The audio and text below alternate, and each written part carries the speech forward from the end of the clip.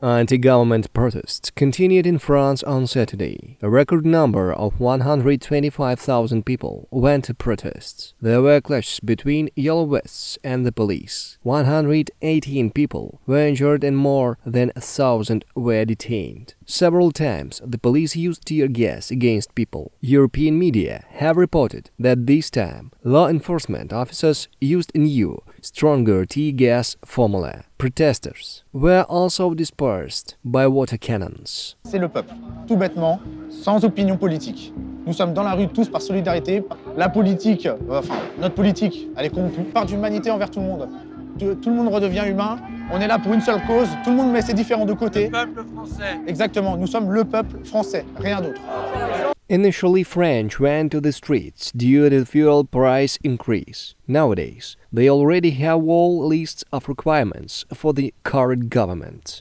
Among other things, they demand so-called Frexit, withdrawal from the EU and NATO. French people expressed distrust of the young President Emmanuel Macron. Some even demand the resignation of the government. Nos salaires sont très bas, on est égorgé par les taxes, on n'y arrive plus, on est tout le temps dans le rouge, on a découvert, en plus les banques qui nous prennent des frais, voilà, et le pouvoir d'achat il a carrément baissé.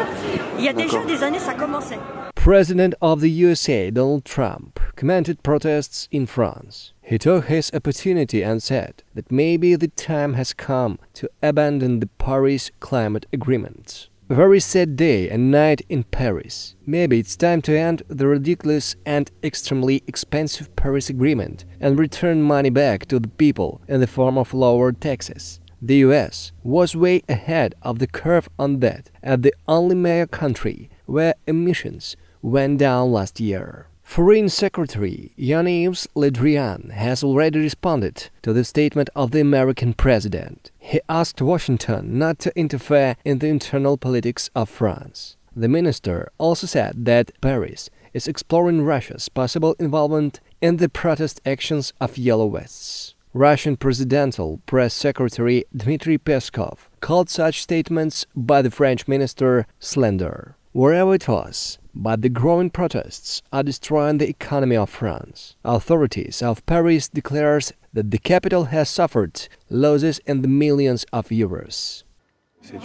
I think it's very bad news for the French economy, very bad news for business owners, very bad news for small and medium-scale businesses, for artisans, for all those who counted on their year-end sales to bring in higher revenues and maybe to pay their employees better.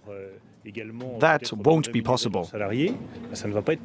French President Emmanuel Macron is going to meet with trade union representatives, employers and local authorities. After that, he will turn to the people of France. We now have to rebuild national unity through dialogue, said Prime Minister Edouard Philippe. The President will make a speech and it will be his job to propose measures that will sustain that dialogue and which I hope will allow the whole nation to come together to face the challenges we already have and will continue to have in the coming years. France really needs to resolve the internal conflict as soon as possible, as the protest of Yellow Vests began in other European countries, including Germany and Belgium.